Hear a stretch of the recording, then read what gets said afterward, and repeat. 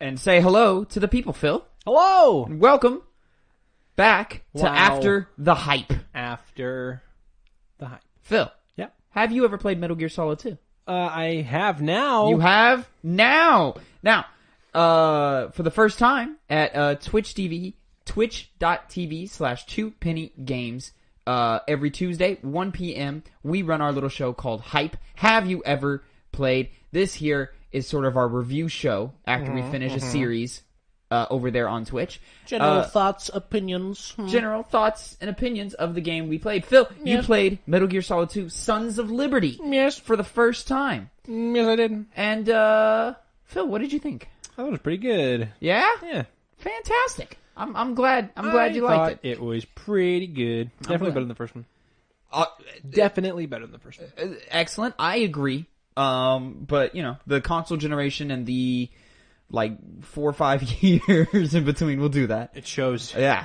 For context, to people who have found this breakout episode or who, haven't heard it on the podcast, podcast 2penny Gamescast, youtube.com/2penny Gamescast. I am a huge fan of Metal Gear Solid. Love it. Metal Gear Solid 3 is my favorite video game of all time. Tavin, why have you never said this? I know. You've never ever once said how much you love Metal Gear and that you want to fuck Solid Snake. No, wait, pause. Too much. No, too far. You want him inside your asshole. Oh, Jesus Christ. Anyways. You are not cutting that. Phil, I'm not cutting it. Okay. No. I was scrolling to get it over to the page to make sure it was still recording. Phil, you liked Metal Gear. I liked it. Metal Gear Solid 2. I liked it, yeah. Excellent. What are your general thoughts and opinions on it? I did a lot better with the stealth because in comparison to when you played the first game. Yeah, I kind of knew what to expect because I kind of carried over fucking don't get too close. Fucking the one thing that did get me a lot was I didn't like the platforms that broke out from under you because it was really hard to... the traps and the because those got me way more than they did in the first game. Because well, they're much more prevalent in the second game, and they're at critical walkways. Whereas in the first one you can more or less avoid them all, and you can potentially never come across one. Excellent. I mean, it still has the same dumb shit. Same Kojima. You're going to want to get right up on that one. Sorry, same dumb shit from Kojima, Yeah. Yeah. So, yeah, Kojima, plus he's crazy. And, yeah, Metal Gear Solid 2, after the highs of the first game, Kojima really got into his bag and, starts diving into just absolute craziness. And especially towards the end, it gets really, really fucking bonkers. And in 2002... people were not very happy about it.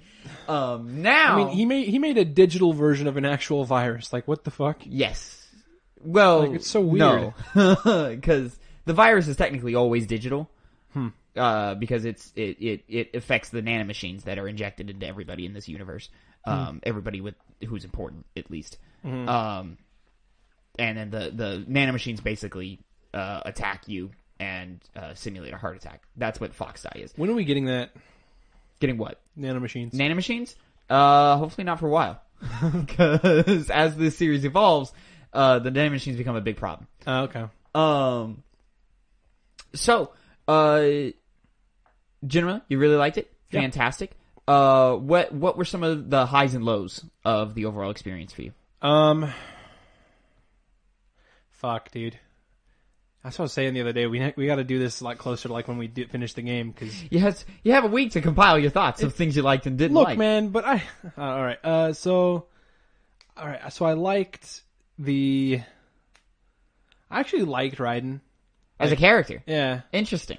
I mean, sure, he's got his moments. Of whininess, but it's I don't know. I've always thought I've never really known Raiden other than his cyborg ninja form as a non-Metal Gear player. Yeah. But I've always thought he was kind of cool,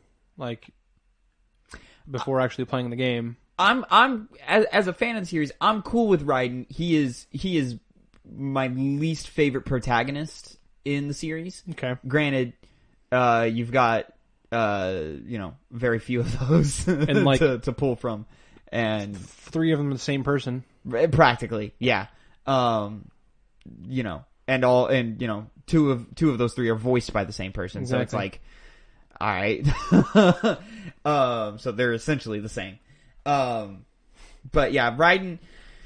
The thing I like so much about Metal Gear Solid 2 is it keeps that classic gameplay from the first one, but it's just so much more evolved. The aiming in first person, the fluidity of the movements and the animations. But it's still got that classic moving around boxes. You know the rules of the AI. You know how they operate, and you know how to engage each situation at just like a quick glance of the room, and you're like, okay, I know how to do this. I don't like saying the word perfect, but I thought it was like a quote unquote perfect sequel. Like whenever it improves upon pretty much everything that the first game tried to do. Mechanically, I agree with you. Narratively, I don't. Yeah. I think narratively, it just totally. I mean, the story just goes off the wheels, and Kojima goes more into his thematic bag instead of his. Yeah, that's why I don't like using the word perfect, because I don't think there is like a perfect game or like a perfect piece of any kind of. Yeah. Well, media. No. Yeah, I don't know if there. I've got. I could pull a critique for any video game. But when it comes to Metal Gear Solid 2, I think mechanically it's refining the foundation of that first one down to a T, and then adding on a couple of cool little side or subsystems and side elements that I like that really, people really actually had faces in this one. It's pretty cool.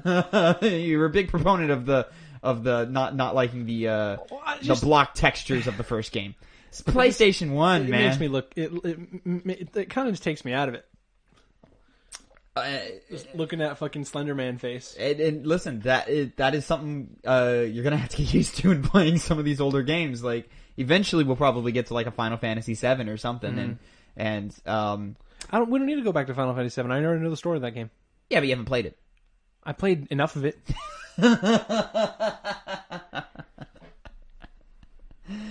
Anyways, so let's go ahead. Let's dive. Remake. Yeah, part of it. Yeah. Let's go ahead. Let's dive deeper into gameplay. So for the most part, it's still the same: fixed camera angles, stealth operations, radar that tells you pretty much all the information you need, cones of vision, evading that. As a stealth character, you can't take a lot of damage. You don't output a whole lot of damage. But things like being able to aim in first person have been added. Pretty big gripe when you're talking about aim in first person. Whenever you have anything that's not a not semi-automatic, it's the full auto, the machine actually guns. Aim them. Yeah. That was a thing where on the PS2 the buttons had pressure sensitivity. Yeah, I remember that. So if you lightly pressed it, you could pull it up.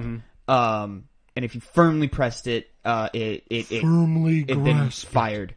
But even back on the PS2 days, I never had control of it's just fucking those guns, and the pressure system is bad in every game that uses it. Metal Gear Solid 3 has a few mechanics. The machine guns still work that way, and there's another mechanic that uses pressure sensitivity, but it's it's much easier to deal with. Like even on current gen stuff, it still works. Okay, I think.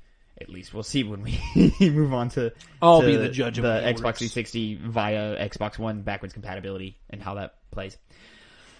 I'm still so bummed out that I tried to be sneaky and improve my grip strength and it didn't even fucking save. Yeah, off stream. Yeah, you did that. You did that. The way around that would have been to leave, come back, and then save. I did that. You left the area? Well, I mean, I saved, I left and came back. Left and came back. So that's exactly what I did. So the save happens whenever you make a save. It just goes off of the last checkpoint. So you don't reach another checkpoint until you enter another room. What? And those count. Though each time you enter every time you enter a new room, that's a checkpoint. So if you get the grip strength and you save, it's still saving before. That's so dumb. At the beginning of that room. Well, the idea is so that because the respawning works off of that same checkpoint system, and the idea is if you save and quit in the middle of a thing, or if you don't quite know what you're doing, you can go back. You can revert to a certain specific instance. But yeah, I tried to be sneaky and off stream grind my grip strength up to level 3 because I had already done it to level 2 on stream. And then I tried to be like, anyway. hey, Tavin, I did something. And then it was going to be a cool reveal. And then I jumped off and it said grip strength level 2. And I was like, fuck! Yep. So then I was like, yeah, fuck it. I'm just going to do it anyway. And I just, for like, you did all those 5 minutes. It was like 5 minutes. It took about 5 minutes from 2 to 3, yeah. And then I did the pull-ups.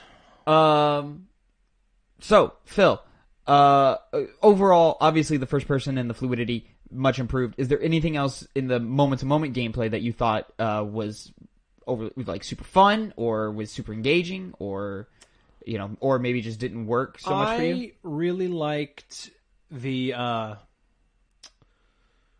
felt a lot better about the stealth overall. Like, I felt I could actually like kind of the way that like the rooms were mapped out. I could like better see like. Okay, so I can't go this way because there's a guy coming this way. Gotcha. I can go down that way. I can like crawl under here. I can go over this. You do have a lot more options. I felt like it was more open, like for choice. Yeah. Things like pathing, like you've described, and like one really good example of like options. I think is the fucking mailroom, like where the really interesting. Okay, yeah, that's well, I mean, I like it because you can like go through the like you can walk by the boxes as they go. Yeah. So like you're kind of walking with the box. Yep. Or you can like go underneath the conveyor belt. Yep. And I saw a video that if you put on a box and you can go on the conveyor belt. Yes, you can. You can do that. Which I didn't do on stream. I forgot all about that. I didn't do it on stream, but I saw a video where someone did that, and I was like, dude, that's really cool. It's really cool. Like, apparently we could have gotten the digital camera before we even saved EE. Really? Yeah. Is it just riding the box on the conveyor belt? Just riding on the conveyor belt. It dumps you into that room? Mm-hmm. How do you get out? You just walk out. Interesting. I know either you walk out or you go back on the conveyor belt again. Very interesting. Yeah. That I didn't know. Mm-hmm. Fascinating. I'm going to pull that up and watch it later. Yeah. That's really, really interesting. I don't remember who it's by, but it's like hidden secrets and cool stuff in MGS2. One of those great videos. Yeah. Okay, yeah. It's like a 2-hour video. It's fucking super long. Excellent. So yeah, there's that. I really love all of the improvements they make to engaging enemy combatants. Just the simple, like, so you can aim in first person, as we've said several times. All the different things you can do, like, you can shoot them in different places. You can hold them up and acquire dog tags. You were getting kind of sadistic off stream. Getting sadistic. Oh, yes, we hopped back in. Because we took a break. Or after we finished the game, we took a break and then started back up with Gears of War. Troubleshooting, yeah. And then I was playing around with it a little bit because you had put me in the mood. Watching you had put me in the mood, and yeah, I was showing you all the different things that you could do that you had never tried in your playthrough. It's things like you can pretty much just torture people in that game. Well, that poor man, you shot his leg, shoot his legs out, shoot his hands out, shoot his radio out so he can't call for help, and then and it's phenomenal. And then he was limping for help. Limping around trying to get away, and then I take him and I pull him away from the exit so that he can never get away. So sadistic. There's some fucked up shit you can do to people. Made me sad for a fucking computer. Computer man. Yeah. So yeah, there's all of that like I don't want to call it manipulation, but there's all that like AI like for lack of a better word, manipulation that you can do. Where you can really just play around with the guards and really like fuck with them in a lot of different ways, and it's really, really interesting. That's all the stuff I love. Also, stuff like hiding bodies, being able to move bodies. Do you want to get into the thing like towards the end that I did that you've never done? Thing that you did, like I've never done. There's like the repeat, like with the torture scene, and then you're like leaving. Oh yeah. So let's get into that now. Yeah, we can do that. So okay. We'll get into it when we jump into narrative, but there's that moment in the end where Raiden is running around naked in the Arsenal gear. you got caught by the Arsenal Tengu. I did. And ran back to the torture room. Yeah. And pressed up against the wall. Yep. This is something in 10 years of playing this game I had never once even considered trying. It wasn't against the wall, it was against what I was being held on. Yeah. You pressed up against the So he went back into the position. Yeah, so it looks like he's still like tied up in chains. The guy, he came in, he was like, nothing here. And then he like started walking away, and then he turned back around and he goes, wish I had one of those. And he's looking at Raiden, and Raiden's naked. Looking at his dick, yeah. So I knew that you could press up against it, and then like the camera zooms out, and it's the soda can with the straw blocking Raiden's Willy. I knew about that. I'd never once tried to run back into that room. Yeah. Because when I was young, if I got caught, I was like, all right, fuck it, it's a wash, like because that's a tough room to get through. So yeah, that my mind was fucking blown when we did that. I could not believe. I didn't even know they would go into that room. I thought like the alert would just die. So like when they went in and cleared it, and then they looked, I was like, oh, but you'll get caught and they'll kill you. And then they just looked at you. My jaw dropped. Nothing here. I could not believe what was happening. And then right after that, whenever I was going back and forth in the rooms, and it was saying like New York City. Yeah, it was saying like 52nd something Street, Japan, and yeah. All that meta stuff. I don't think I knew that. At least in the moment, I was like, "Fuck, that's cool." But thinking back on all my times playing, I feel like I at some point came across that, but I don't think I ever really paid that much attention to the titles of the room in Arsenal Gear, because it's such a just get to the end segment. And then all the Colonel calls. Oh, those Colonel calls are phenomenal. So fucking funny. So yeah, moment-to-moment gameplay, highly enhanced. What did you think of the boss fights in Metal Gear Solid 2? I don't think I had like a whole lot of issues. With pretty much any of the bosses. Yeah. Did you enjoy them mostly, or were they? Yeah. Just kind of. I thought the Fat Man was kind of goofy. Goofy, yeah. He's a goofy character. He's a fat man on roller skates. His name is called Fat Man. It's true. I didn't have. I mean, the only times I died to Vamp were just me falling in the water. Yeah. I didn't actually ever get killed by him. Yeah. You never actually fight Fortune. You kind of just avoid her. Yeah, you never truly fight Fortune. So let me think. The Harrier jet. The Harrier jet, yeah, kind of a repeat of the Hind D. Not a hard fight, not really, no. And then the Olga fight in the beginning, which is just a shootout. Right, yeah. That one might just be kind of tough, just because it's so early in the game, and your arsenal is so limited because you only have the tranquilizer gun. And as a new player, you're still learning mechanics of aiming and shooting and leaning. Yeah, that's a new thing that wasn't in the first one. Yep. Is there another boss fight? Oh, the Metal Gears, even all the Rays. Yeah, the Ray fight. I didn't think that all those were like super hard, because I think I only died 2 or 3 times. I want to say 3 is the number of times you died, something like that. Because once I like found the pattern of shoot this one in the leg, shoot it in the head, shoot this one. I went shoot this one in the leg, shoot in the head, shoot leg, head, shoot leg, head. To get that critical left damage to right, off. Left to right, over and over and over. Yep. Because it stunned them in like perfect time, because this one would like start to power up on the left, and then I would stun it with the leg shot, shoot in the head, then this guy would start to power up in the middle, do the same thing. Now that's a fight that gets extremely tough on higher difficulties. We played on normal. But yeah, on hard and on extreme, those timing windows tighten up, and obviously damage the damage you output is reduced, and the damage they put on you is increased. And you have to fight more of them.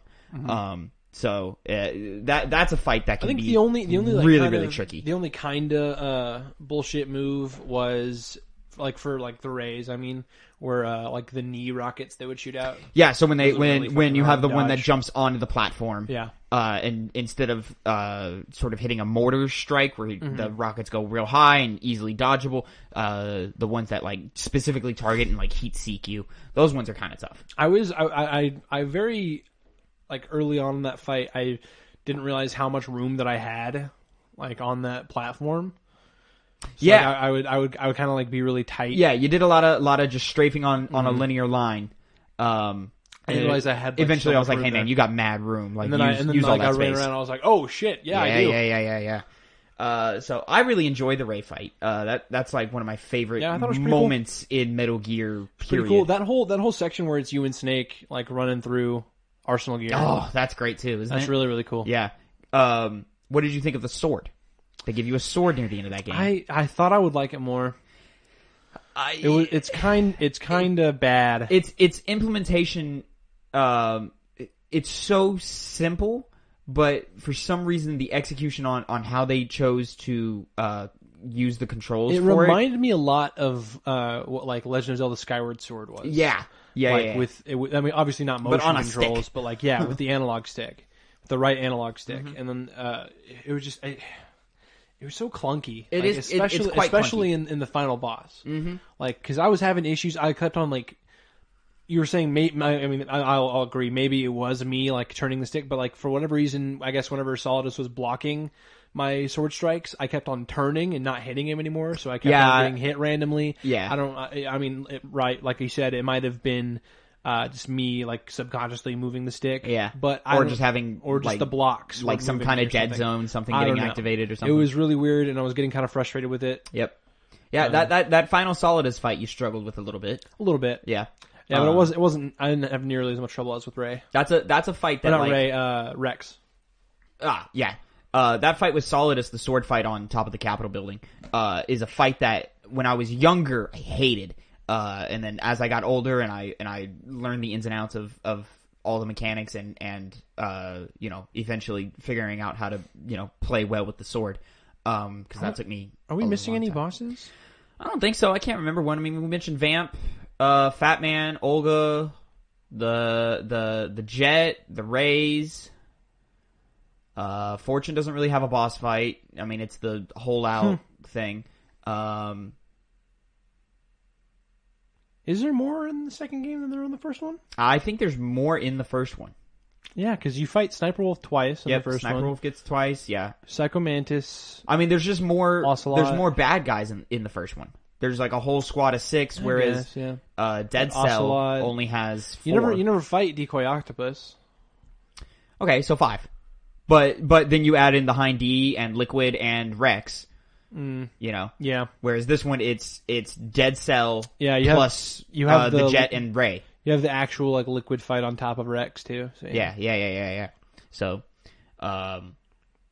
there's definitely more boss fights in the first one, but I think the first one is defined by its boss fights, where this one is defined by its moment-to-moment gameplay. Yeah. Which I think is excellent and still fun to play. Clearly, because you enjoyed yourself during all those moments. And also the bosses in 2. I think can sometimes just kind of feel like souped up regular dudes. So like Fat Man, it's just a quicker roller skates. It's just a quicker dude. It's just a quicker, bigger target of the other guys who takes more damage. Like I'm having trouble like remembering what he sounded like. For whatever reason, I'm thinking he sounded like King Candy from Wreck-It Ralph. He was like, have some bombs. It's honestly not super far. It's just a little more rasp. It's like, laugh and grow fat. Have some bombs. Like instead of have some candy. So moving on, diving sort of into the story and the world of MGS2. It's very different from the first one. Is it though? In a lot of ways. Is it though? But it's also really very not. similar. Also very similar. If you look at it, the same game with a new coat of paint. If you look at it beat for beat wise, it is the same story. But that is also the point of the game, and it's very meta in that way. Kind of lazy there, Kojima.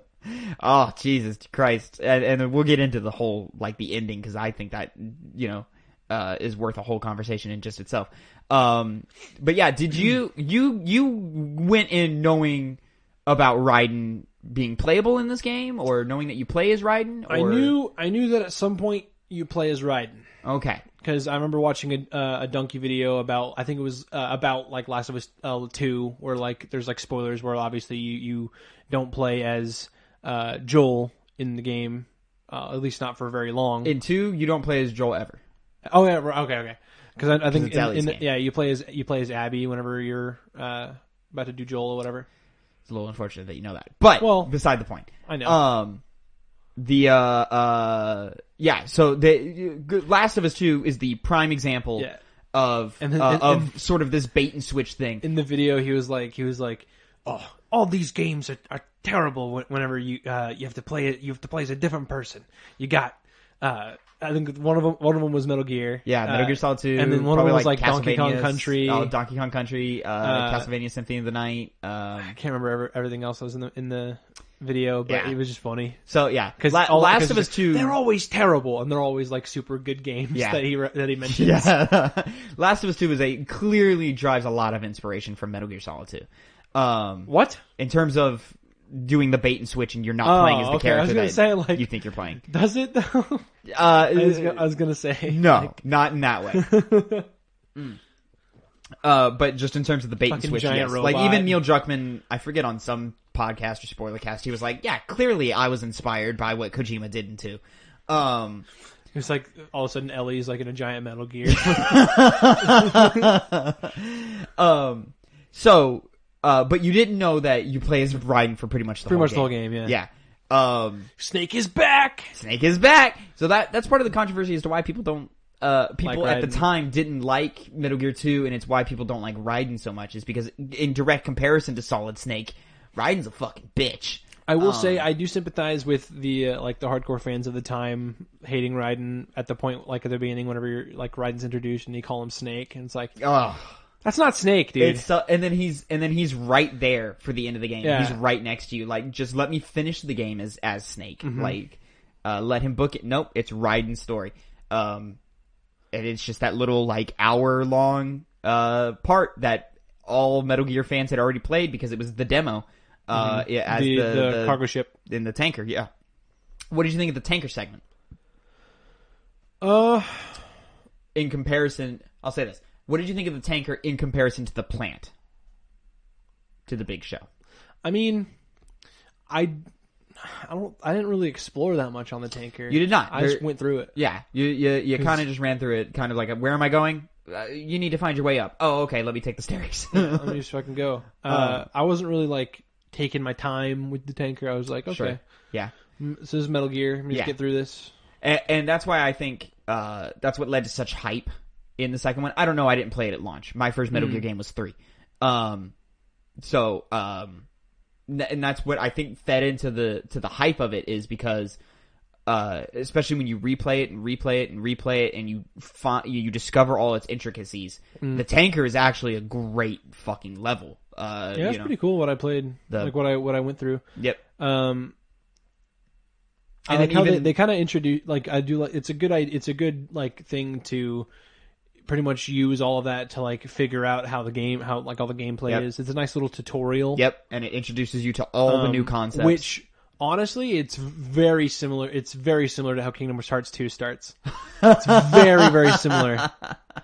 Very, very similar because, I mean, it does the same thing where you play as a different character from what you play as in the actual game in the beginning, in like the first couple hours of the game or whatever. Oh, okay. Yeah, and then and then we move on to the plant. Tanker goes down. Metal Gear goes missing. Oh, okay. So this is where like the Kojima weirdness kicks off pretty much immediately with Ocelot somehow having both arms back. That was so stupid. Magically being overtaken by the spirit of Liquid Snake.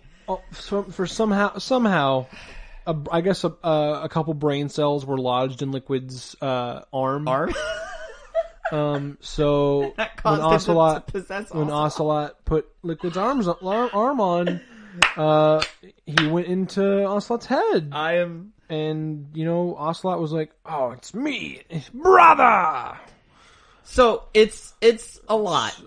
It's a lot to throw at somebody. And it's why you can't see. I was fucking rubbing my face with my eyes closed. Oh yeah, that whole time talking about fucking brain cells. And it won't be the first. It won't be the last time that you'll do that. Not even in this conversation, but in later conversations. Fuck, dude. With other games. So not a fan of that type of weirdness. No, it was dumb. Interesting. Like what? I'll say it's. And I don't like saying Liquid had no reason to even be in that game. No, he didn't have to be. Had no business being in Metal Gear 2 because Liquid also doesn't change anything. Like even at the end of the game when Ocelot takes Ray and leaves again. Take Liquid out of the game. It changes nothing. It changes nothing. Changes absolutely nothing. Liquid still does exactly what Ocelot was planning anyway. So, however, Phil, there are reasons for this. Okay. They will be somewhat explained later. There is an explanation. There is a subtle explanation in 3, which I don't think we will see because it requires a lot of codec talk. Okay. Which we don't do a lot of optional codec, like calling people up. Right. So when we get to a certain point in 3, we'll talk. I'll fill you in on that thing. And then 4, if we ever do it for hype, has a completely different theory. Okay. Just like retconned? A little bit. Okay. A little bit. And it's not as cool either. It's a lot lamer. But anyways. That's kind of like what the show is for me. Because like I don't want to get like super deep into all the games that we like play. Because it's like first impressions, right? Like it's going to be your first impression of the game. It's an overall review conversation. You're not. No, I mean like the hype, not after the hype. Oh, okay, yeah. That's why that's kind of what I want from the show. On a first playthrough, most players won't even do any of like this all those deep stuff. Yeah. That's what it's supposed to be like. This first playthrough, first impression. Yeah, it's a what do you want to do? What on your first playthrough? Exactly. What are you drawn to? And I agree with you with that. That's why like, if we ever do. Mass Effect is a good example because we'll do Mass Effect when the Legendary Trilogy comes out. Mm-hmm. Mass Effect is a great example. It's a full out RPG. Go to a bunch of different planets, explore, do any side quests. I'll probably do a couple side quests. Like that's just like I would do in a regular playthrough. Yeah. But I'm not gonna like dive deep and 100% it. Sure, no, and I wouldn't expect you to. You know, bigger games, RPGs, open world games. They've got a lot of like checklist type missions. Right. I don't expect you to do the checklist type missions. But like, I just finished Ghost of Tsushima, so that's on my brain. The side character tales in Ghost of Tsushima, where like you explore backstories of some of the more important side characters. Did you plot it yet? I'm very close. I'm very close. I'm apparently missing a couple of side quests. Okay. So it's just a matter of figuring out where those are. Take me an afternoon, probably. I just don't have an afternoon. I still haven't finished Valhalla, AC Valhalla. Oh well, that game's way bigger than Ghost of Tsushima. That game is huge. I would not be surprised if I never beat Valhalla. I'm still so far from the end. And then, but returning to Metal Gear. Metal Gear, yeah. I never once expected you to like be like, oh, let me go call the Colonel and have a conversation with him. Let me call Rose and talk with her about their tenuous love relationship. Mm-hmm. Yeah, that's probably a good jumping in point. Going into Raiden. As a character, what did you think about him and his relationships with other characters and how all of that progresses through the game? Well, he wasn't expecting. Wasn't there like a whole thing where he wasn't expecting Rose to be like part of the mission? He was not expecting. No, he does not know why Rose is part of the mission. So there was that whole bit where he's like, Rose, or whatever. Like, what are you doing? Oh, sorry. Let me do a Quentin Flynn impression. What are you doing here? Just take a little bit of the space out of the mouth, and it's there. That's exactly. It was so funny because that's exactly how Quentin Flynn just talks. We made a joke that Quentin Flynn sounds like he's always got a lollipop. He's always eating a lollipop. Yeah, which is really funny and kind of. It's like a thing. Like as soon as you said it, I couldn't stop hearing it. Yeah, it's such a funny image to like just picture him in the fucking VO booth, just sucking on a lollipop, just like swishing it back and forth in his mouth, saying lines and shit. But no. So he was like, Rose, what are you doing here? And then she was like, Jack, I'm going to help you save. Yeah, she's your save person. And then the Colonel was just like, I'm the Colonel. He's the Colonel from the first game until he's not. Until he's not. So let's go ahead and jump into the meat of the plot that is that game. So you start that out. Terrorists have taken over the big shell. Yep. The organization called Dead Cell has gone rogue. And they're a bunch of freaks, and Marines have been sent in. They've failed. You need to go in, save the president, and recover nuclear codes or whatever it is, and stop the terrorists. Okay. Very similar setup to the first game. Very. Terrorists, supergroup, nuclear situation. Tavin, it's nuclear, not nuclear. Excuse me, nuclear. Nuclear? Nuclear. Nuclear. Yes. Like nucleus. Gotcha. Correct. And then as you progress through the game, you realize things are not all what they seem. Mm-hmm. Starting out, you meet Stillman. Well, I guess you meet. Oh, that's right. So you witness SEAL Team 10. They're called in MGS2 get wiped out by none other than a fucking vampire. A vampire. This is it was series... so funny because on stream I was like, dude, this guy's like, oh man, I like vampires. It's my thing. I like to dress like a vampire. And then he was a vampire. And then he's a vampire. He's literally just a vampire. You're like, this guy looks like a fucking vampire. What an dude, idiot! You fucking want a Dracula and I just wannabe. looked at him and I was like, Phil.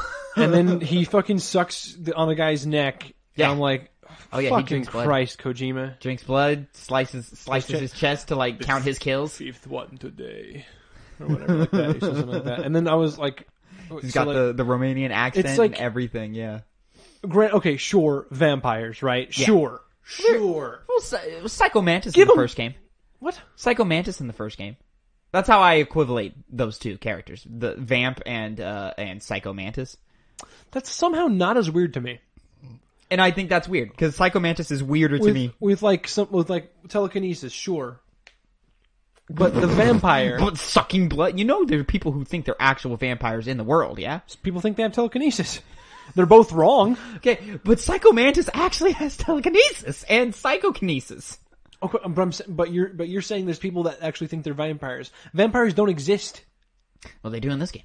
At least Vamp appears to be a vampire. Granted, neither is telekinesis, so they're both equally wrong. Yes. People that believe they have telekinesis, people that have that they're vampires are both wrong. But for some reason, Vamp was an issue for you where Psycho Mantis I don't know. wasn't. I mean, sure, there's no way... I'm not going to say it wasn't an issue, but it's Do you think it's the presentation of the game and having... Obviously super aged, but more realistic graphics and maybe faces and stuff. It looks like a cartoon, but it was less cartoonish than the first game. Yeah, maybe that was it. Maybe that's it. Like it didn't. I'll say this: this looks like a cartoon. The first game looks like a machinima. The way they fucking bob their heads and shit. Oh my god, it was so funny. So you meet Vamp.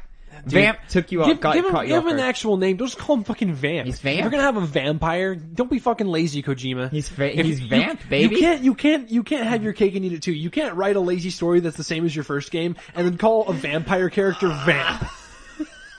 Like, what? You think it's lazy? That's so crazy. Anyways, and then we meet Iroquois Pliskin. Solid Snake.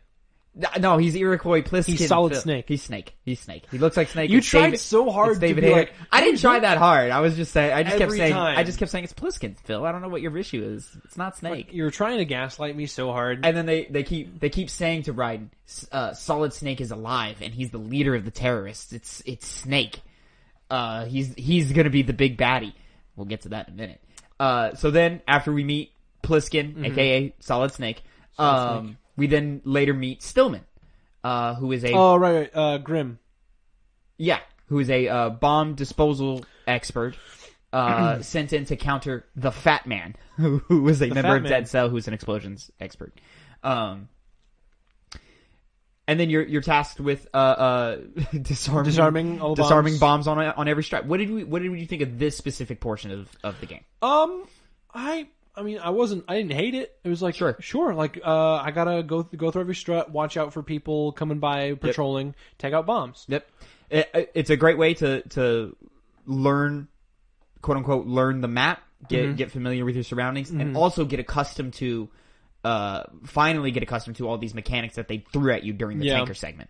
So now you're doing now ideally by the end of the bomb sequence, and when you reach your first real boss, which is Fat Man, you are fully in control of all of the different things that Raiden can do. I had a love-hate relationship with like the way they would change things in like the different rooms, like because they would change like how many people there are, or if there's perfect example, in fucking what were they called, the big ones, like the big ones in the middle of like the two. They've got the struts, the cores. Right? The cores. The cores. So in the first core, where you go and find Ames and you talk to him. If you go back to the hallway, there's fucking mines all over the ground. Yeah. And that caught me off guard. So I was just running through, and I was like, "Oh fuck, there's mines." You say you didn't like this, or you do like it, or it both led to some. It freshened it up. It was love. It was love hate. I was like, "Fuck, there's mines here." Yeah, it's kind of cool, but fuck, I didn't want it. What's crazy is that specific instance where the mines show up. You went the quote unquote wrong way because you're supposed to just beeline into the elevator, go down, and come back up. So it had been so long since I just wanted to explore. Yeah, no, and for good reason. You should do that. It had been so long since I had ever tried to do that I forgot there were mines there too. So when you tripped it shocked me almost as much as it shocked you. Like, I like trying to roll cartwheel upstairs and he just fucking flops. The cartwheel and then flopping is great.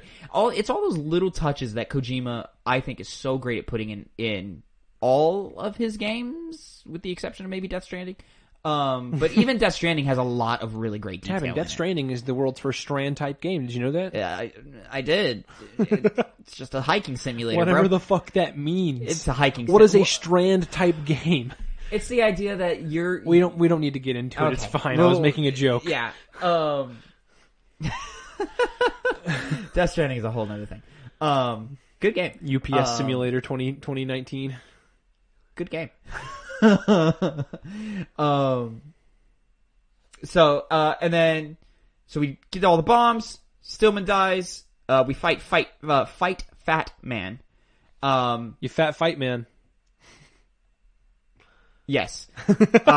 And then we have what I think Fat Man is a great example of what a good Kojima character is. It's just something man. It's literally like just got like Die Hard Man. You got Fat Man. Cartoon character that is just thrown in just for fun. Like, and it's just like, okay, yeah, this guy's Fat Man. He's on roller. He's a fat dude. It was so funny because when we went into the fight, I was like, oh, he's gonna be like on a scooter or something. Right? He's gonna be like on like a BMX bike or like a razor scooter, skateboard. That's what I was saying because I just heard like the rolling. I was like, oh, he's gonna be like a skateboard or like a razor scooter or something. And you're like, Phil, it's even better. It's even better. And he's on fucking roller skates.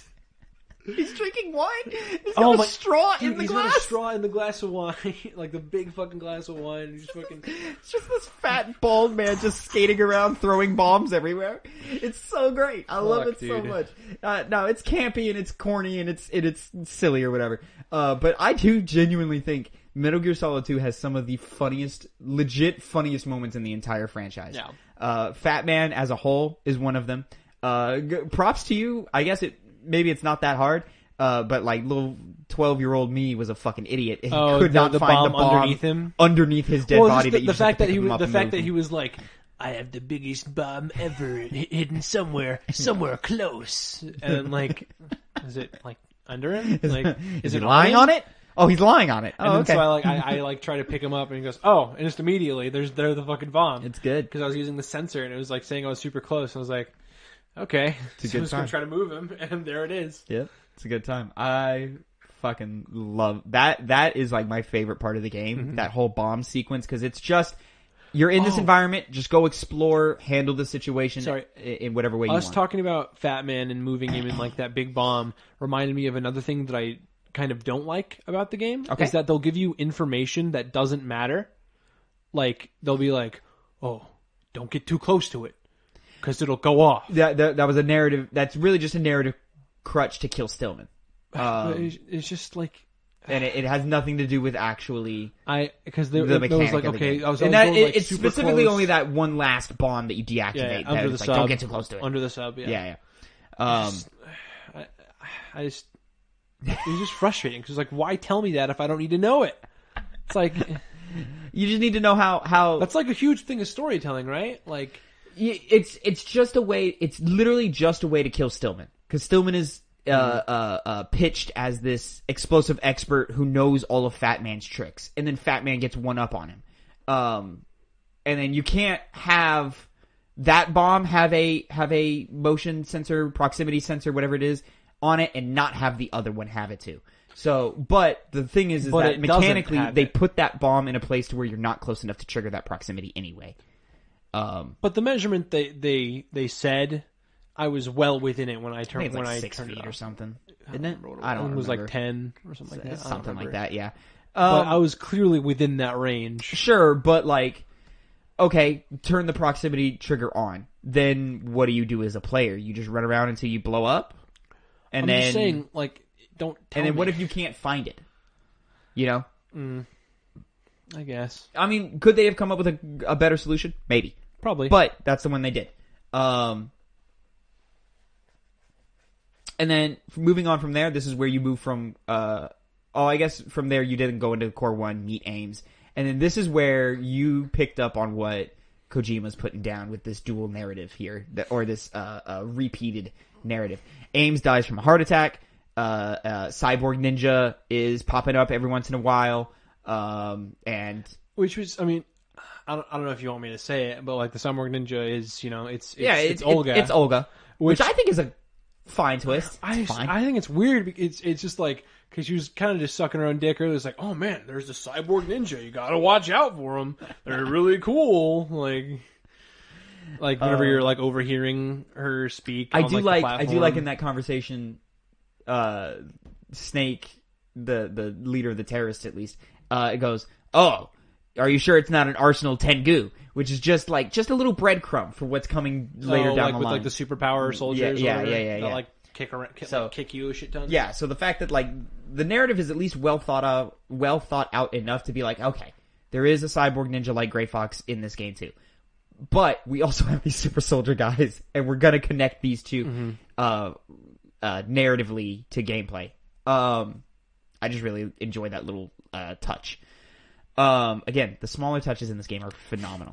You can listen to Johnny shit his brains out again too. I know, it's great. Johnny appears, I think, in every Metal Gear game except for maybe 5. I'm kind of bummed out. I didn't get the achievement for like listening to him on the I forget platform. where he is. He's somewhere. I think it's like one of those things where like a guard walks around a pillar, and then like if you let that guard walk around the pillar and then listen, that triggers it. Oh, okay. I think it's something like that, but I don't remember. It's been so long. It's you have to let EE like run into him around the back.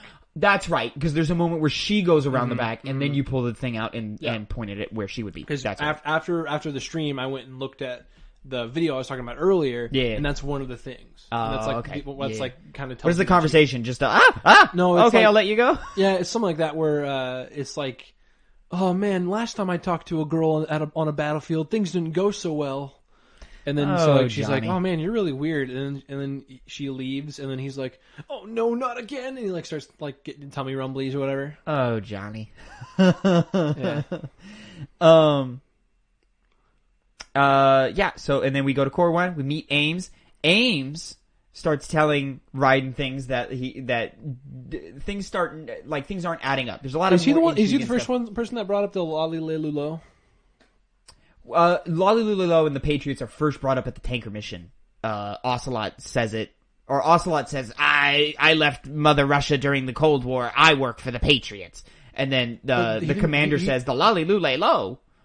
Oh. Yes. That's right. Yes, sir. Why, though? Why are they called that? Why? That makes no actual sense for you to call them the Lolly Lulelo. There might be a reason for it. I don't know if they get to it in 3 or even 4. Just call them the Patriots. They're the Patriots, man. Just call them the Patriots. Don't call them some other dumb shit. They're not. Metal Gear Solid 2 makes it seem like they're more U.S. focused, so the name the Patriots would make sense. 3 expands that, and it's more global than. Are they like initials? Like, I have no idea. I could not tell you. It doesn't bother me. If you don't even know. Yeah.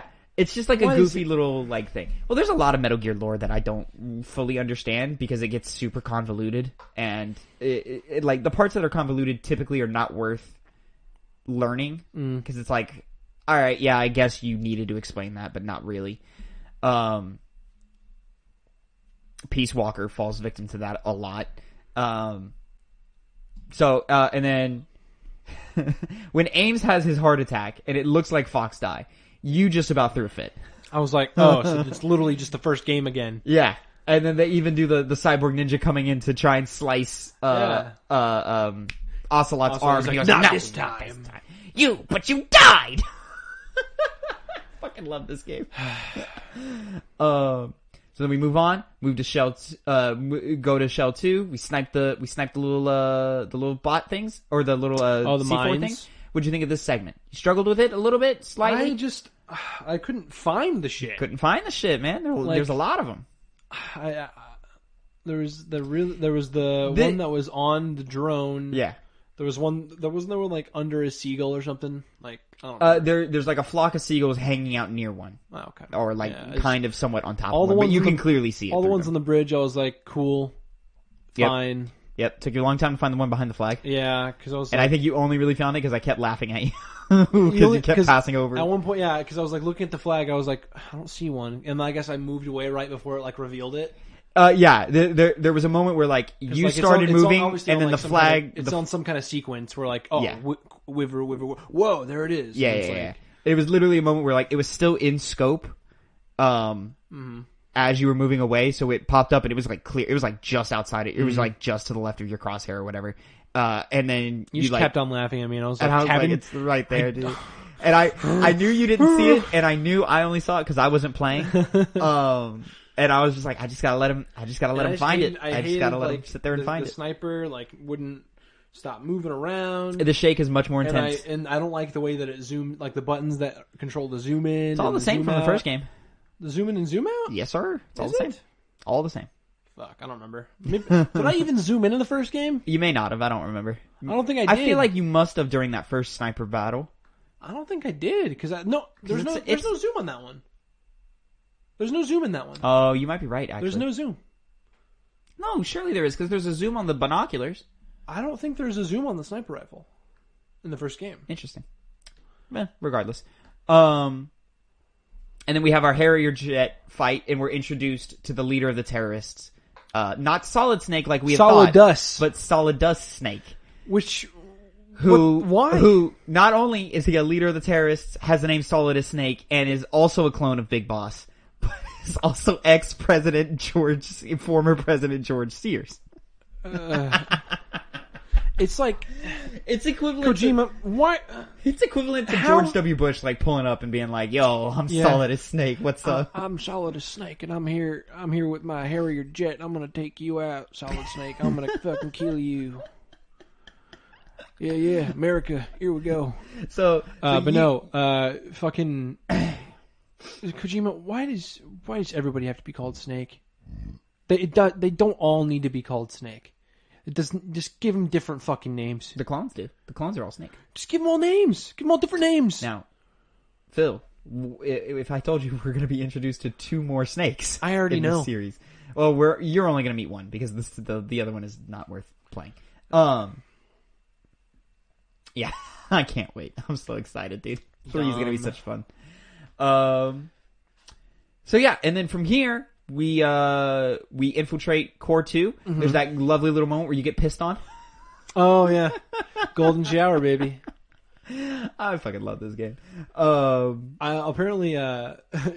missed on that video I was talking about earlier. Like when you're getting pissed on, you can call the colonel and he'll be like, "Oh, Raiden, I'm sorry this happened," or like something like that. I feel like. Am I wrong? If you look up, you see the guy peeing on you, and it's just pixelated, like where his dick would be. No, the video didn't. No, it's okay. Literally just like you like through the. It's just a stream that just comes out. It's just a stream, and like it's covering your face. Like you can see like. The birds can poop on you. Yep, if you look up and you stare at birds. We did that. Yeah, a lot of like little small touches that really got you laughing really hard in this game. It's just silly. It's silly. It's fun. Poo poo pee pee. Yeah. There's like. Half-naked girls taped to the inside of lockers that you can kiss and shit. Fucking when I hit the triggers and Snake fucking kissed them. Gives a little I got an achievement for it. It's so good. Kissing booth, baby. Oh my god, I love that game. And then when we rescue the president, then it is unveiled. All the layers start becoming unveiled. The Patriots, a secret organization that controls everything. The government, as we know it, is just a theater. It's a pawn. It's a puppet theater that the Patriots use to give the people the illusion of free will. And then the guy they got to voice the active president, every time he said pawn, it sounded like porn. It's true. It's the thing you mentioned in your playthrough, yeah. And then Ocelot shoots and kills the president. Mm-hmm. Makes you go, what side is he fucking working for? He needed the president alive. Did he? Yeah, it was off of his vitals so that they could launch the nuke. I think. Unless, like, the timer ran out and then he just killed the president anyway. I don't remember there being a reason for him not to kill the president. There's specifically a line about, like, how, like, the president says, I need to be alive. The president wanted you to kill him. Yeah, so that they couldn't launch the nukes. Right. Okay. Because it's tied to his vitals. Right. And there's, like, the fake out where it's like, oh, did I kill him? And then it shows Ocelot behind you. Yeah, and then Ocelot's just behind you. And they have that terrible slow-mo effect, like Fast and Furious 1, like, slow-mo, where it's just weird things that they're doing with the frame rate. I was sad that Ocelot never said 44 Magnum. This here's the single-action army. The greatest handgun ever made. I fucking love Ocelot, dude. He's so great. And then where do we go from there? Oh, we go to save Emma. Yep. Or we go to find Emma, save her. What do you think of Emma, Emmerich? Kind of lame. Really? Yeah. I mostly agree. Yeah. And then we're getting afraid of a lot of things. She's really frail. Emma, I feel, is mostly just she's a somewhat humorous character, like, kind of like oh, okay, you're a cute little whatever. Something really funny. She fucking, when you like walk with her, she looks like you're walking a little ape, like a little chimp. Like a little monkey. You're walking with a little chimp. Yeah. But she had like the really bent knee, like holding your hand. Right. To me, the function of Emma is purely just to give more depth to Ocelot. Or I'm sorry, Otacon. Otacon. Yeah. And I don't know if it's depth that is necessarily where it's necessary. Revealed that Otacon cucked his own father. Yeah, sleeps with his stepmom and then seduced me. Drives his father to suicide. Jeez. Just super dark, and I don't know why. I don't know why. I totally cucked my dad.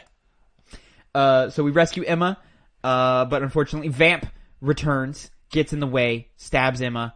Emma dies, but gives us just enough time to hopefully stop the launch of Arsenal Gear, which is the biggest Metal Gear ever made or whatever, and yada yada yada yada. And it doesn't it like not even like Ocelot it was Solidus is like I never even wanted Arsenal Gear. It's useless. I can't even use it. 100%. Like, so what the fuck is the point? Well, he wants to disable the Patriots.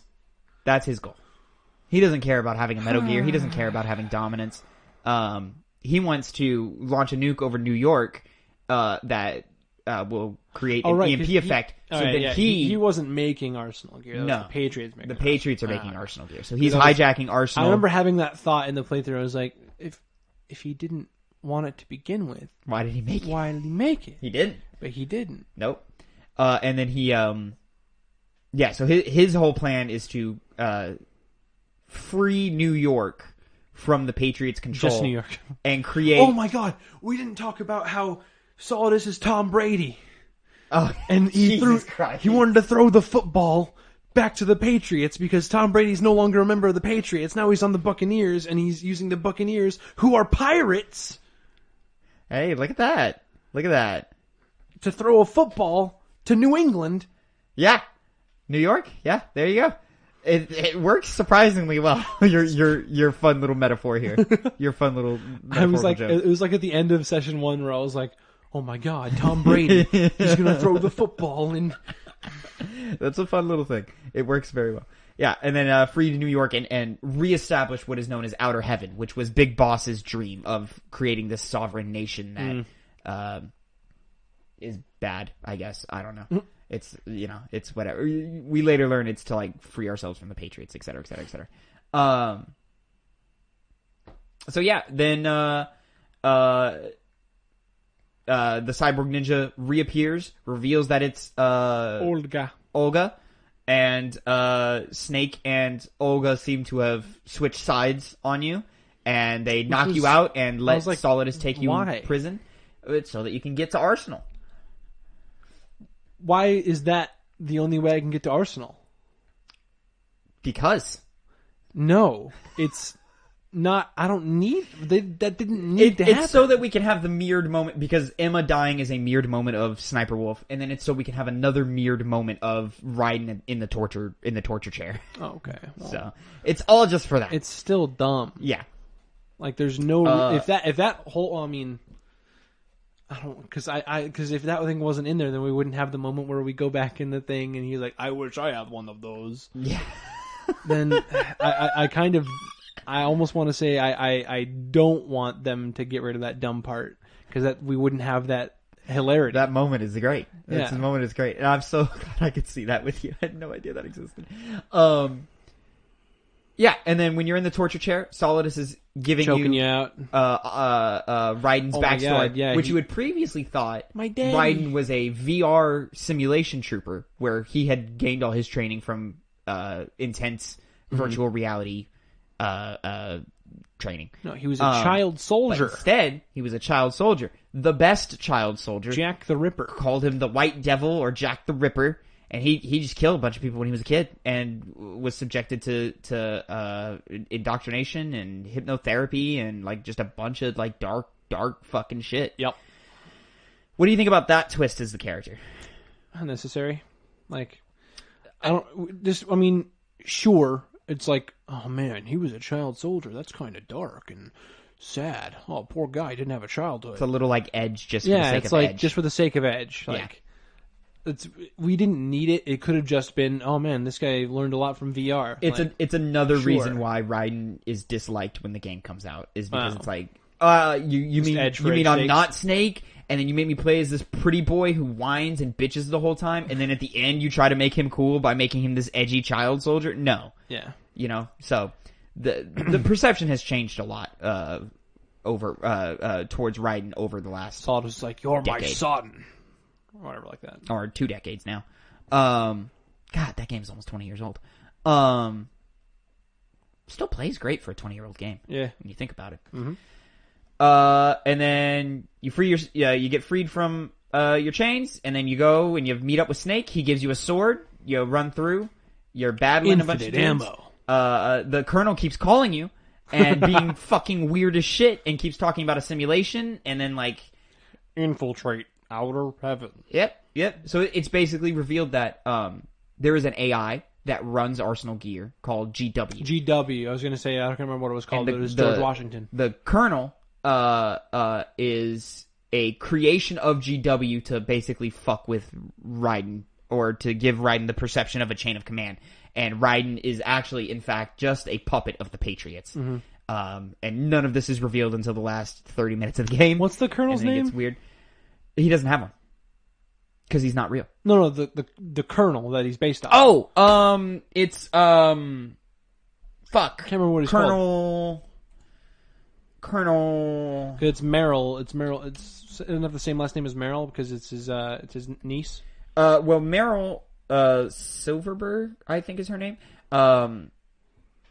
is brought up under a different name. Oh, okay. Because I think it's revealed in Metal Gear Solid 1, so I don't think this is a spoiler. I think we just missed it, or we weren't paying attention and we talked over it or something. Mm-hmm. The Colonel is actually Meryl's dad. Oh, okay. Through a what's the Colonel's name? Through an affair. Roy Campbell. Yeah, that's right. That's Colonel Campbell. Colonel Campbell. Yeah, so this whole time you're thinking it's Colonel Campbell who's giving you these instructions. It's not. It's this AI. Grandpa Max, same voice actor from Ben 10. You're right. Mm-hmm. You're right. You're very right. And then shit gets wild. You're not sure if Rose is even real or not anymore. He's got that weird skull face that he does. Yeah, it's great. I love this part of the game so much because it's just they show you mentioned it. They show you footage of the original Metal Gear game for the Infiltrate Outer Heaven. Is it called the SSX? No, the something X or something, or the Isn't it just called Metal Gear? No, the original like computer system that the original Metal Gear was released on. Okay. Later came to like, no, it wasn't on the NES. Another little side note: there were 2 fake Metal Gear and Metal Gear 2 Solid Snake games. One of the so there was the one that Kojima made. Oh, I was gonna say, what do you mean when you say so fake? Kojima and his team make Metal Gear. Alongside it, another game comes out for the NES called Metal Gear. It's a different game. So it's just called Metal Gear. It has like they don't even try to make it like. No, I think they try to make it the same thing. The story is a little different. Okay. I thought it was just coincidentally called the same thing. But it's markedly worse than the game Kojima makes. But that is the game that is known in the Americas. Mr. Kojima is the NES Metal Gear fake game. So that sells well enough in the Americas that another team makes Metal Gear 2 Solid Snake for the NES. Kojima doesn't know about this, isn't part of it. And he has no intention of making a sequel to his game. Mm-hmm. Gets so offended that they're taking his game and making something without him that he makes Metal Gear 2 Solid Snake. And then those two games come out, and the one he doesn't make is a piece of shit game. Like, it is terrible. Like, well, I mean, you kind of hope that was a thing. Like, if I made like an apple pie off my own recipe, and someone would be like, "Oh, I'm gonna make an apple pie off my own recipe, but it's like the same one, only instead of cinnamon, I'm gonna use salt." Like, it would basically be like... Obviously, that would taste way worse than... Yeah, it would basically be like if you and I wrote a rap, just because I write raps. If you and I wrote a rap and we were given the same subject matter and we said, hey, you have to hit these points. Mine would be a certain level of quality, yours would be a different level of quality. And then, but for whatever reason, yours is the one that is known. Are you throwing shade right now? Yes. You're saying mine's worse? Absolutely, yours would be worse. There's no doubt in my mind that I could write a better rap version than you. This is just rude. Should we do this someday? This is just rude. A little quick one-off. No, I'm not saying that I will. But it's just rude. It is. I'm rooted in music. Yeah, but you don't know how to rap. I know how to voice act. Rapping just voice act. Anyways, I'm done with that metaphor. Anyway. I don't even want to continue it. People get the anyway. Point. So yeah, and then Metal Gear 2 Solid Snake. Kojima's version becomes super popular, and then that spawns Metal Gear Solid, and then Metal Gear Solid is the game that like takes off in a mainstream. Y'all. So and GW. So just a quick little trivia for you, quick little history lesson. GW is malfunctioning. We don't know why. We assume it's because of the virus that Emma did that appeared to have failed, but then it comes back anyway because of Ocelot. So what side is Ocelot fucking working for? Yeah. What? Does it come back? It does, indeed. When you're fighting Rays, and it looks like the Rays are about to kill Raiden, and then they all start glitching out. Right. That's because the Fox Die program hits the Rays because Ocelot allows it to. Mm-hmm. So that, in theory, kills the Rays, right? Like, they don't work anymore? Well, they all start targeting Solidus, and then there's that badass moment where he just fucking wipes them out. Right, so they don't, it doesn't kill them. They go haywire. They just target Solidus. They just choose like a new target. Yeah. Because now it basically just changes the controls from Solidus to Ocelot. Ocelot, yeah. Yeah. And then I think it's like all like to be like they're all malfunctioning and they're all going to break down and die. And I think GW gets destroyed in this moment too. But I could be wrong. No, because he's still talking to you whenever you're fighting Solidus. You're right. Well, I think those are like the remnants of GW. I could be wrong. I think you are, because I'm pretty sure it's just like he's still here, and then at the end, whenever you beat Solidus, they're like saying, I don't remember. It's so we haven't talked about Fortune yet, but Fortune is a character who cannot die. Bullets just kind of move around her. Grenades don't explode next to her. It's just she just can't die. But it was all fake. But it wasn't. It was all fake, but it wasn't. There's a little metallic or a magnet machine on her. Unnecessary twists, like just. My neck hurts. Not a fan of that one. My neck hurts from how many twists there are, dude. Like, just like it's a lot. Is it real or is it not? Like, yeah. So then we kill Fortune. Liquid. Does she die? Yeah. Does she? Yes. Ocelot shoots her. There's that moment. The problem with us is that our audio got desynced in this moment. Right. And it totally killed the moment. Right. So it totally kind of took me out of it. Yeah, it totally took us out I remember, of it. So I remember... If you want to, you should go back and just watch that cutscene, because it's a badass cutscene. And then Fortune does have magic powers. Okay, yeah. I remember deflects all the rockets. It was all fake. I had this thing here where it was electromagnetic. Yeah. It was all a fake. Yeah. And then he puts it on himself. Yeah. And then he hijacks Ray and shoots a bunch of rockets, and then Fortune deflects all the rockets. Like, I'm gonna do it right anyway. Yeah. And then fucking no touchy. Listen, I'm not saying this part is good, but it's cool. I think it's cool. I don't remember her actually dying though. No, yeah, she dies like immediately after that. Oh, right, because she's injured. Yeah, because she took a bullet to the chest. Okay, so like that's like the last thing that she does is like stop all the rockets. 100%. Okay, I remember now. And then Liquid overtakes Ocelot, takes Ray and dives off. Snake breaks his handcuffs and dives off after him. And then Arsenal crashes into the Capitol building, and we have a final showdown between Raiden and Solidus Snake. Which is using the sword, which was a mechanic that was thrown at you in the last, 40 minutes of the game. So once again, but take Liquid out of the fucking story. Then it changes nothing. There is it feels like 20 minutes of just talking about information control and life and what it means to like have free will. Yeah, and the idea of the idea of you're being only a soldier, free. The idea of being a soldier without orders and like. Well, that's a theme that is touched on in the first game. This one is more general of the free will of the people. Mm-hmm. Are the people really free if all the information they're given is being controlled and filtered, and they're only their perception of reality isn't what's really happening? So, are they truly free in that moment, or are they just pawns to their puppet masters, the Patriots? Or pawns. So I fucking love all of this. I love it all, especially with real life context, because this game came out in 2002. We didn't really know what the internet. We had the internet clearly, but we didn't know what it was going to turn into in the next 2 decades. Mm-hmm. And it is literally everything the GW tells Raiden is what happens in that era of 2012, but 2015, 2016, 2017, and even today, where people are just living in different people in real life are living in different worlds based off of the information that is being guided toward them through algorithms, that news circuits and shopping circuits and all of these things. The internet's fucking wild. Like you could literally they're all listening. Exactly. Like, it's Big Brother is what it is. Mm-hmm. And the crazy thing is none of that really existed in 2002. Mm-hmm. And then 20 years later, he was a prophet. Kojima fucking nailed it. Kojima's a prophet. And then he made a game about UPS. Oh my god! A UPS serviceman simulator who brings people packages because they're locked inside their homes, and he's got a baby. And then 6 months later, is that the point of the game? Is that they're all locked in their homes? Yeah, it's like something to do. I don't know exactly. He's like an Amazon delivery man. Almost exactly. You're bringing packages to people.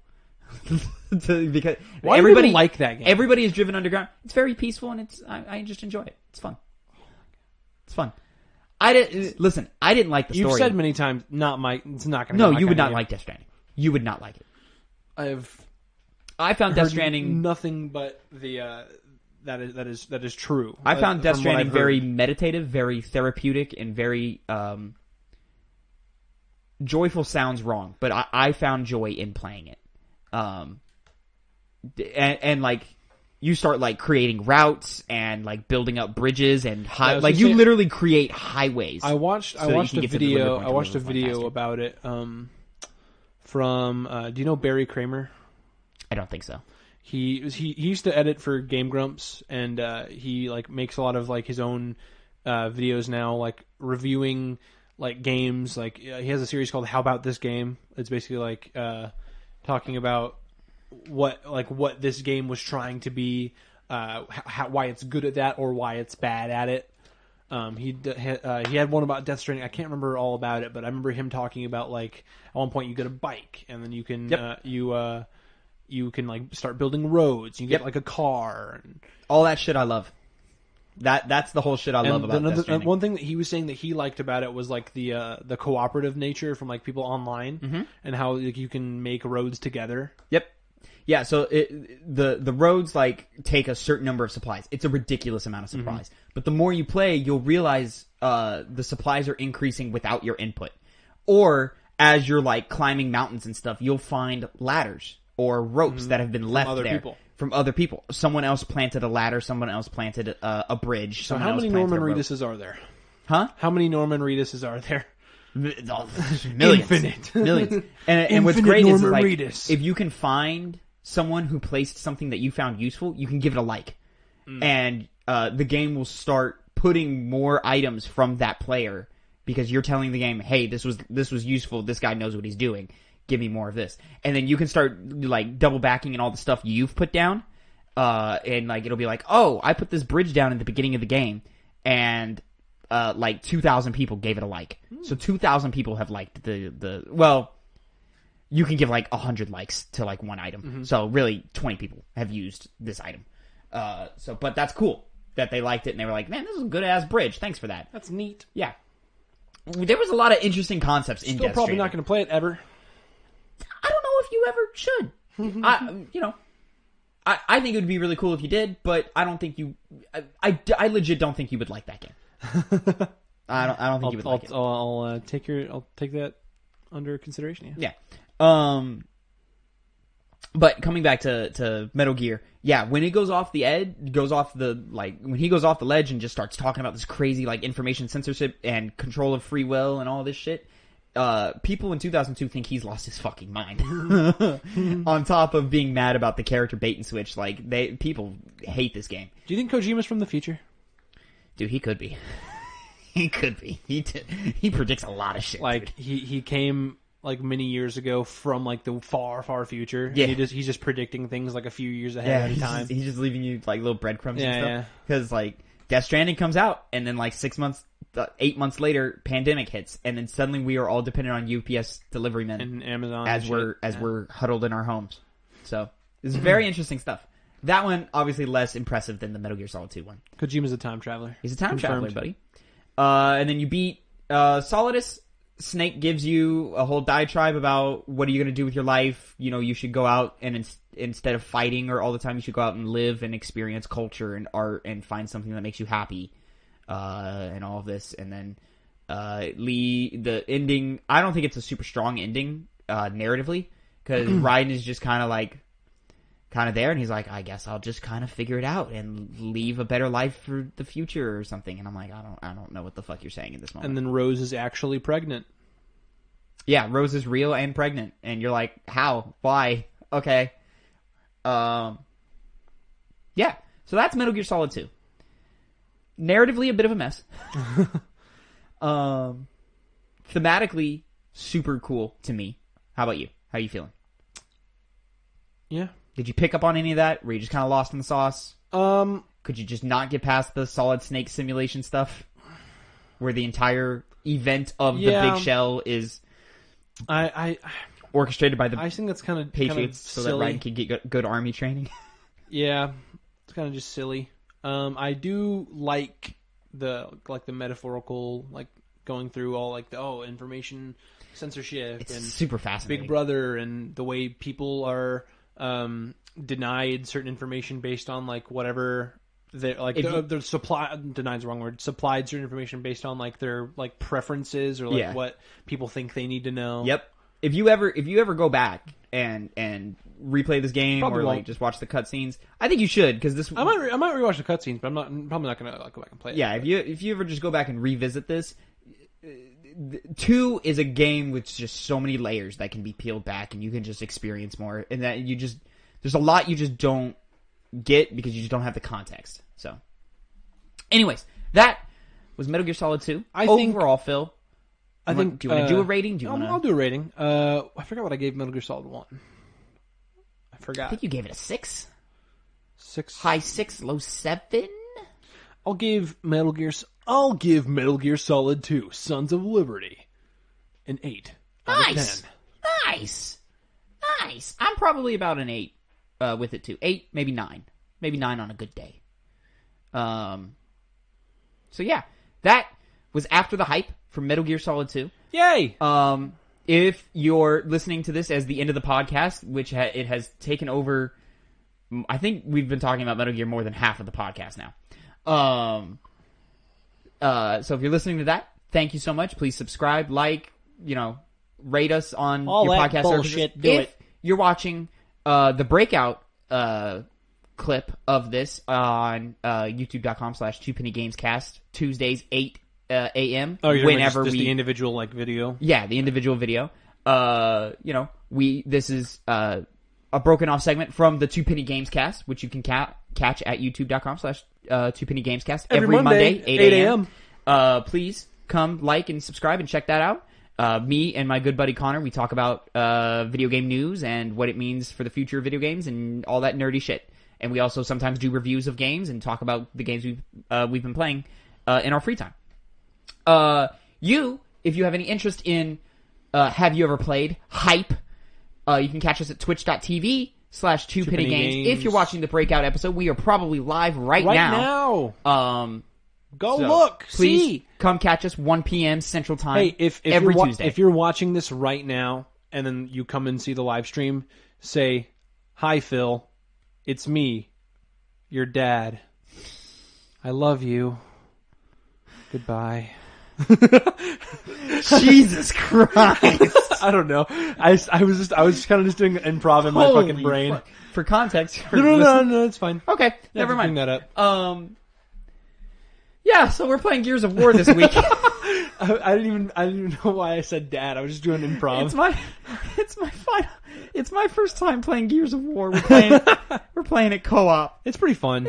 We started it last week. It's fun. It's fine. It's fun. We're having a good time. We're gonna finish it out, and we might start Metal Gear Solid 3, because I can't get enough of it, and it's the whole reason I wanted to start Metal Gear in the first place is to get to 3. So yeah, catch us twitch.tv/2pennygames. Every Tuesday. 1 p.m. 1 I'm just gonna keep saying it and keep drilling it until somebody, comes and checks it out. Phil, anything else you want to say today? About Metal Gear or H.Y.E.P or... Tavin, how do you feel about W.A.P? Fucking love it. Worship and prayer? Oh, I was thinking wings and pizza. Oh, right. There we go. Too. All right. So, until the next time...